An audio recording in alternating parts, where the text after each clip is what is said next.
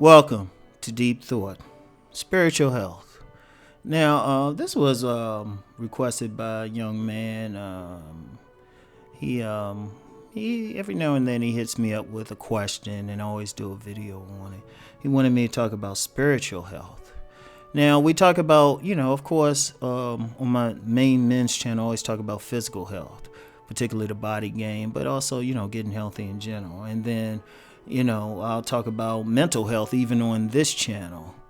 But those are just two of the things. The third thing is spiritual health. Spiritual health. Now, of course, I don't promote a very particular spiritual system and the reason I don't, now I have stuff I follow. I have a set of spiritual beliefs that I go by, but I keep that to myself. And the primary reason I do that is every man and woman has to find their own path ultimately. And that's part of their spiritual health. Now, when I say their own path, I mean, there's plenty of people trying to tell you, well, follow this, worship this, do this. But at the end of the day, people have to create their own connection to spirit. Now, what is spirit? One of the things, and I will get this deep into it, different systems, different spiritual systems, whether it's ancient spiritual systems or more new agey spiritual systems, all see all of us as more than just our body. We're seen as spirits.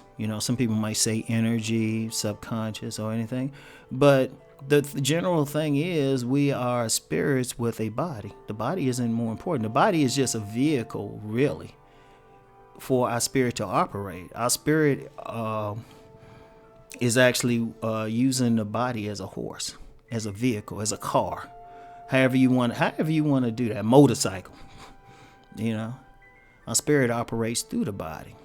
So it's very important. It's like you can have a computer, and it can work well, all the parts work well, but the thing that really makes it operate is the operating system. That's the important piece right there. So that's the thing you go into. So spiritual health, people need to focus on it. Is their spiritual path, whatever path they practice, is it healthy for them? And now, how do you know it's healthy? Now, it's deeper than just thinking, okay, once I die, I'll go to some afterlife place. Okay, that's good to believe. That's good to know, really. Not even to have faith in, but to know. Okay, but what you doing with it now? You see, your spiritual health, any spiritual system is ultimately a system of behavior and going through the world. How do you behave? If you look at every single spiritual system, every single spiritual path, it could be everything from the Abrahamic religions to African traditional religion to what they practice in the South Pacific to what they practice in Asia. Everything is about how you operate and how you dealing with everyday life. What is it in your spirit? Is it something in your spirit that allows you to give to people, to help people to become the best that they can be? Is it something in your spirit that allows you to treat someone as you would have them treat you? That's ultimately a spiritual thing, and it's deeper. Is your spirit, when people succeed in life, when they operate in life in a way that's good to them, that's ultimately on their spirit. How they deal with stuff, that's on their spirit. Like your spiritual system could be meditating. It could be praying under certain circumstances. It could be praying a certain amount of times during the day. Also your spiritual system could be relate to how you eat. Let me use that for an example. You have many vegans out here. For many of them, it's not just a thing of just pure like physical health. A lot of times it's part of their spiritual beliefs. It's part of their spiritual beliefs, because part of their beliefs allow them to see animals as having a equally valuable spirit. And that's cool. That's cool. Now, somebody else might see it something different, but that, it is what it is. Like I said, I don't want to say one system is superior to the other. Ultimately, it comes down to everyone. And let me address that real quick. Everyone on the planet is at different stages of evolution. They're at different stages. It could be based on their age, their experience, whatever. You can get a 5-year-old who doesn't know much about life, but that would be different from a 50-year-old that has had a lot of experience. Or you could get a real mature 15-year-old who at a certain level spiritually. But then there might be a 65-year-old that's never been spiritual in their life and has had a rough life because of it. So whatever the case, in whatever form you want to practice, you have to deal with that health. You have to look at whatever you practice. You have to look at it and say, is this healthy for me? Is this bringing me what I need in life? Is practicing this way, am I having the relationships I want to have?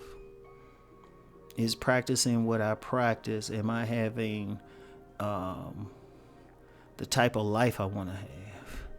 Am I getting along with people, or are people taking advantage of me?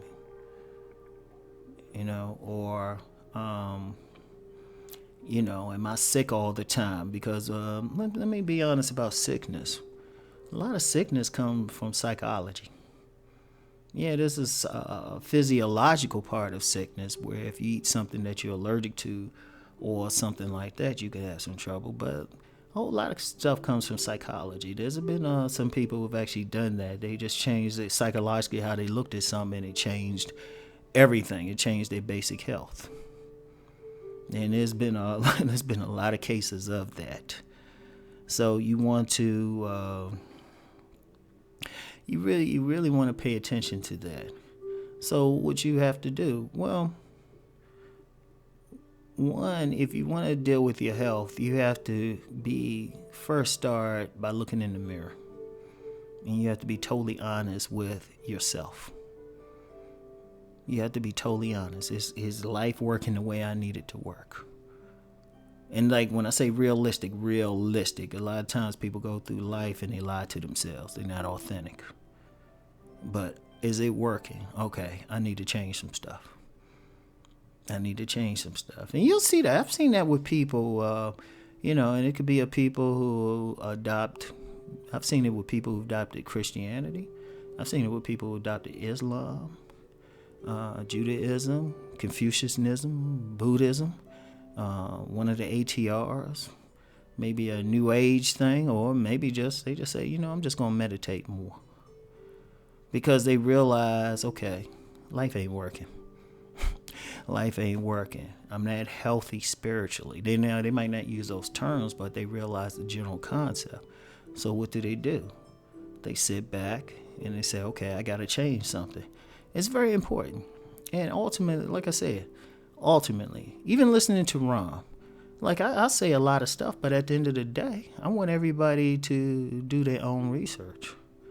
And you got to say, okay, what works for you? I can give a perspective, but it might not be a perspective you can follow exactly because of your circumstances. And that's cool. Sometimes you can learn by somebody saying something, because my sole purpose is just to get you to think. Now, what you think is up to you, but it's just to stimulate the thinking. Now, you might say something like, okay, I see Rom thinks this, and this, but then this is what works for me. I have nothing but respect for that. As long as it leads to your health. Your spiritual health is very key. I want y'all to think about that. I want everybody to meditate on that. Meditate on your life.